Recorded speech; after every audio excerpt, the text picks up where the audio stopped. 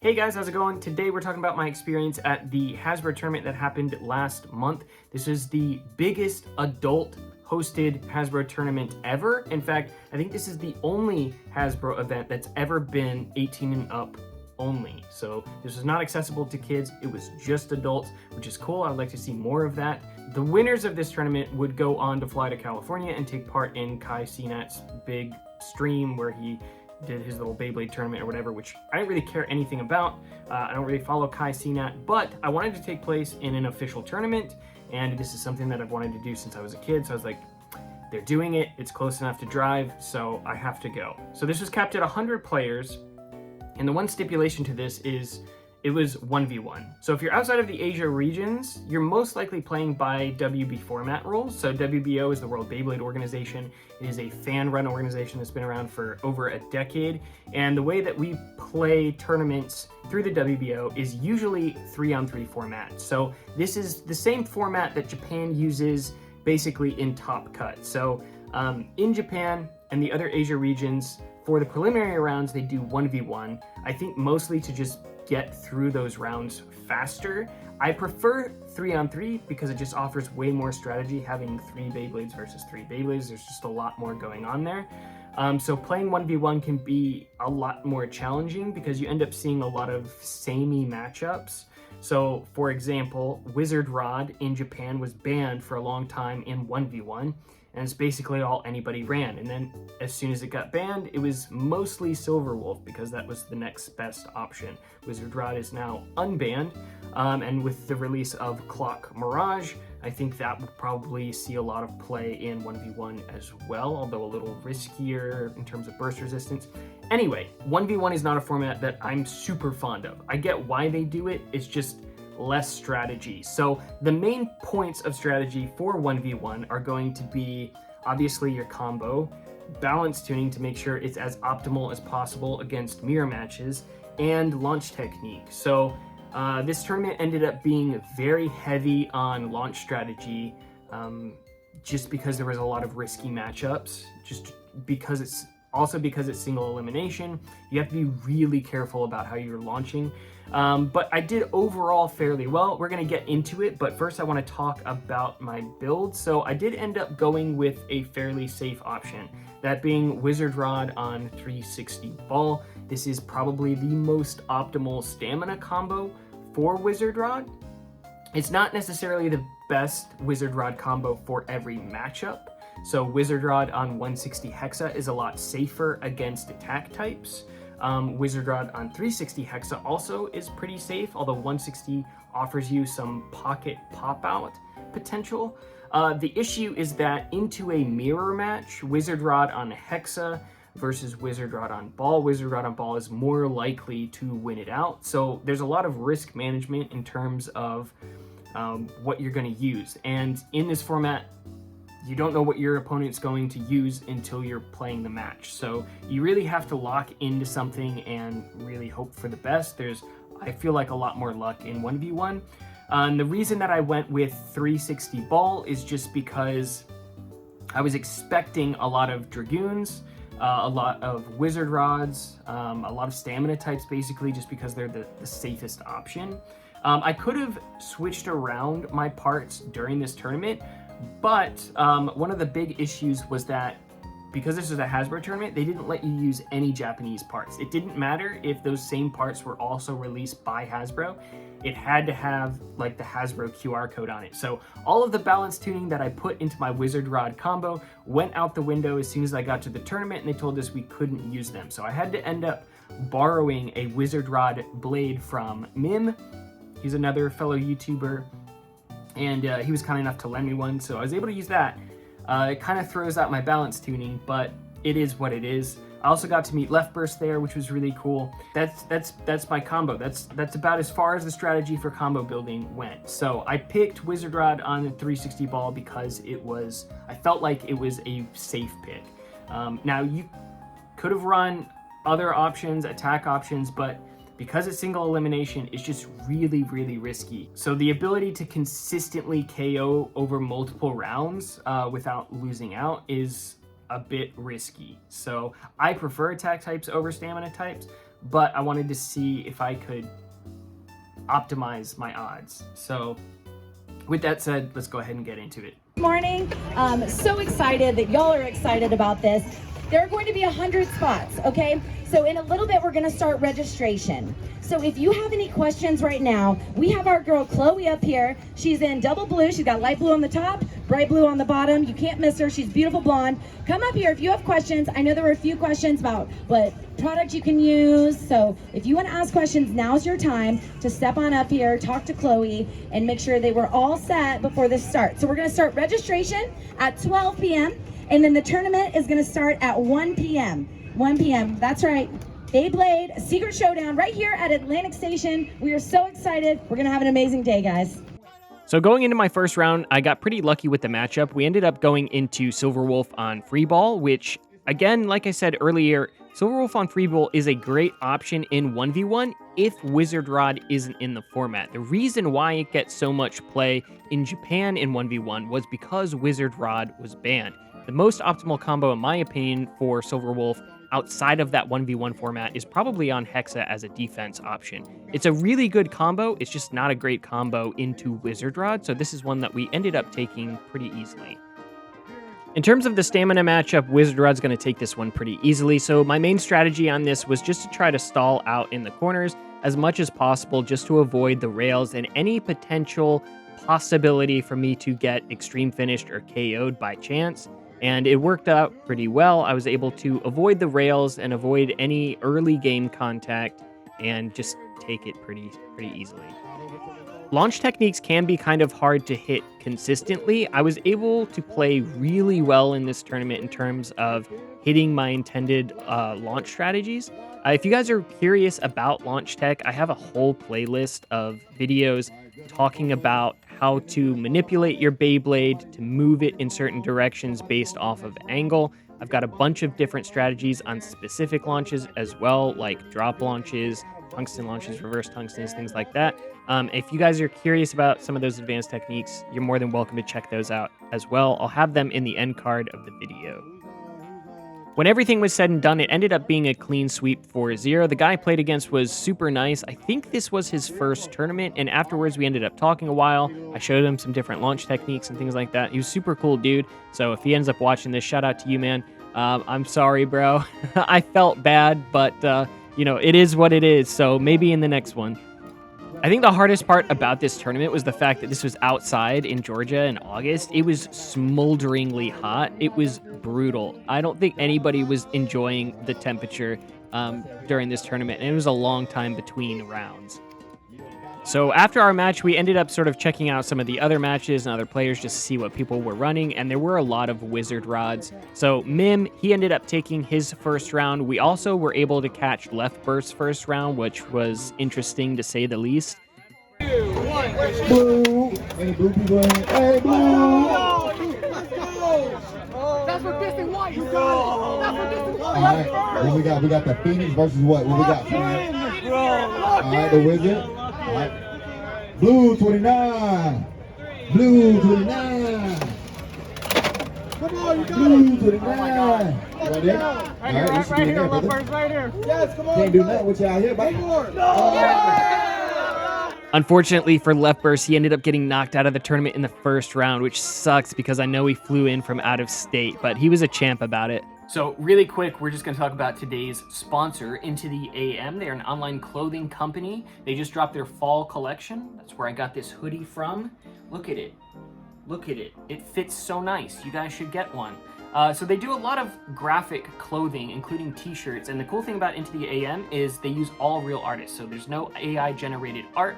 All of their stuff is made by real people. So if you guys want to support real artists, feel free to check out the link down in the description. Code Nizuma will get you a discount. And all of their fabric quality is really soft and really nice. I'm really picky about the fabric in the stuff that I wear. So anyway, if you guys want to support the channel and you want to support real artists, feel free to check them out.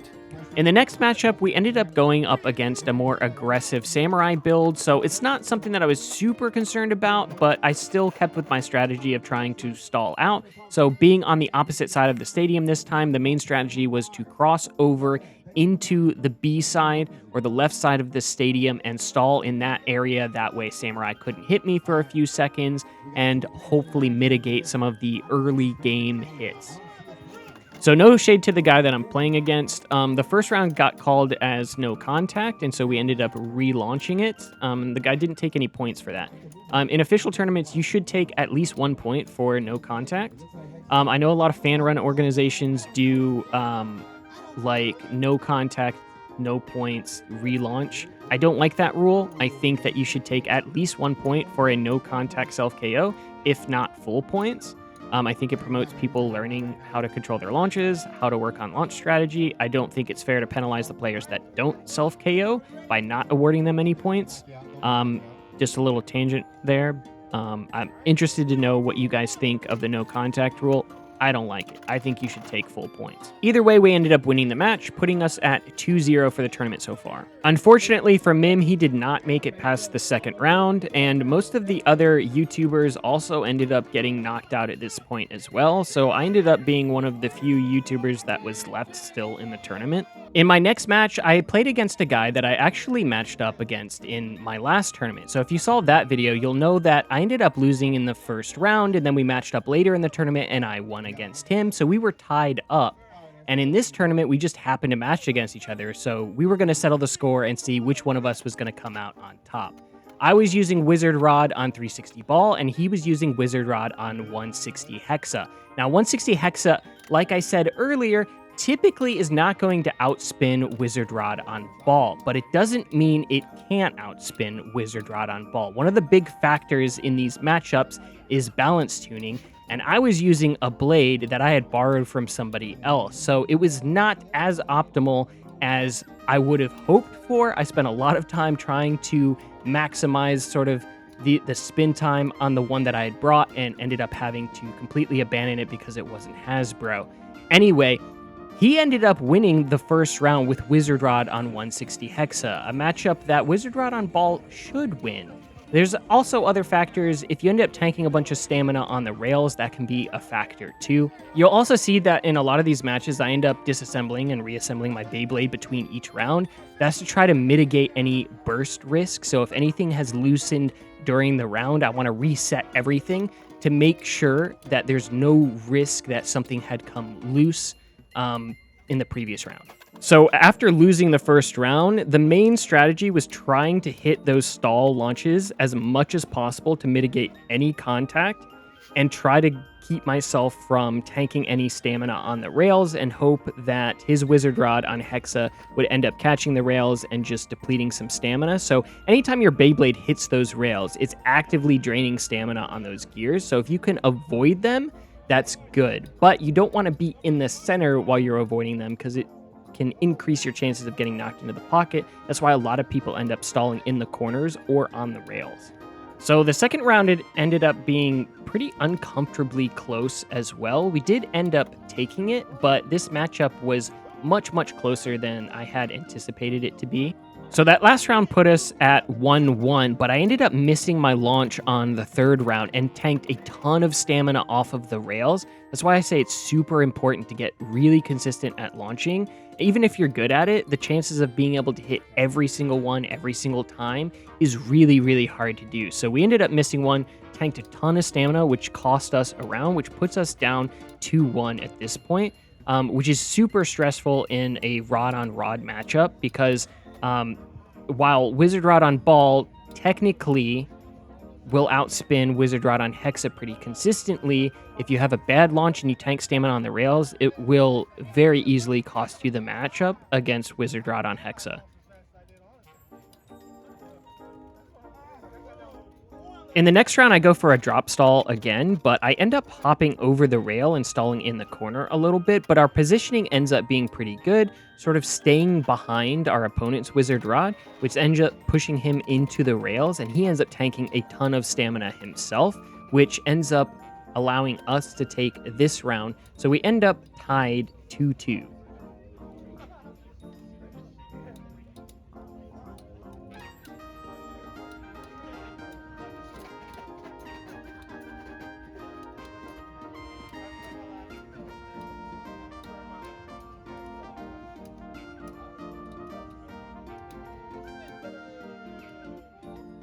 In the next round, we end up completely missing our launch, but we end up getting lucky, and it ended up being so close that I initially wasn't sure which rod ended up winning, but our opponent ended up getting knocked out of the extreme zone, giving us the game. So we were now 3-0 in the tournament, and we only needed one more to get to finals. This next matchup was going to decide whether or not we ended up making it to top cut. If I beat this round, I knew I would get at least 3rd place. But unfortunately, I was playing up against the most skilled player that I played against in the tournament using Hover Wyvern on Rush. So Hover Wyvern on Rush is a really good combo. I've actually done a video on this specific combo on the channel if you guys want to check it out. This isn't a blade that's seen play in the Asia regions because it just came out this week. It did end up seeing play in the World Championships in one of the top winning decks as well, which is super cool. All of the players in the World Championship were provided all of the regional exclusives, and this guy was really good. We ended up taking the first round, so I wasn't super stressed. If I could avoid him, then I knew that I would win. The hardest part of this matchup is trying to stall long enough that Hover Wyvern ends up tanking enough stamina that it's not as big of a threat. Positioning is a huge deal with Wizard Rod on ball against attack types. Thankfully, we were having pretty good launches and ended up taking the second round as well. Like I said, Hover Wyvern is really good, but on Rush, it's just not going to have the same stamina as Wizard Rod on ball. In the third round, once again, we had a pretty good launch, and I think our opponent tilted a little too far, and it ended up stalling out, unable to make early game contact, tanking it a ton of stamina, so we ended up taking the third round as well, putting us at 3-0. I only needed one more point to go on.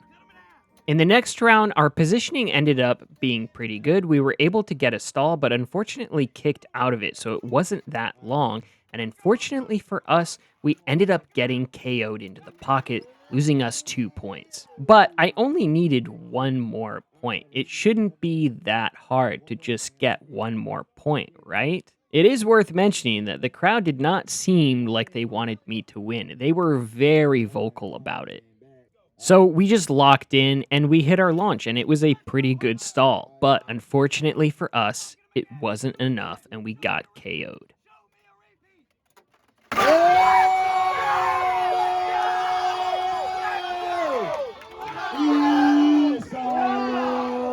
And unfortunately for us, that was the end of our tournament. We ended up leaving with the score 3-1. The guy that beat me ended up going to get 3rd place, so I was happy that he was able to do that. And the guy was very kind after the match. He ended up coming and talking to me a little bit. I think we were both pretty stressed out about the match. But the crowd was brutal. I was sitting right next to the loudspeaker that they were using as an intercom, and they were just blasting it in my ear as soon as he won. It was pretty rough, but overall, I think the tournament was a pretty good time. Unfortunately, we did not win the tournament. We played really well. Like, I really can't complain about how I played. I feel like most of my launches I hit pretty well. Most of the launch techniques that I was going after, I was able to hit pretty consistently through the duration of the tournament. It was really nice to meet everybody that was there. A few people knew me from the YouTube channel. I signed a couple Leon Claws, which was cool. I actually took one with me as well. I took a gold one. I had Left Burst signed it, and then Mim signed it as well, which was pretty neat. Anytime I go to these big events, I try to take something. That way other people can sign it as sort of like a memento. So like my case is signed. I have another Metal Fight case. When I went to California, I got that signed too. It's just, I don't know, it's just fun as sort of something to bring back as part of the experience. So it was really cool to take part in an official tournament. That is something that I really wanted to do as a kid, and it just wasn't in the cards. So to be able to finally say that I participated in an official event was really fun. Super cool to be able to feel like I was able to participate officially in that way. I'm hoping that Hasbro does more official tournaments going into next year. I think it's something they're working on. I really hope that they end up going forward with that. If not, we'll keep doing the WBO tournaments. I honestly like the 3-on-3 structure better anyway, but it is really fun to take part in official stuff. So that's all I've got. If you guys have any questions or comments, if you guys were there, feel free to let me know down below. Smash the like, it helps the algorithm. These tournament videos take a really long time to make. Obviously, it's a huge time investment too. I had to drive 6 hours that day for this, so any interaction with the video helps it in the algorithm a ton. So anyway, that's all I've got. Thank you guys for watching. I'll see you in the next one.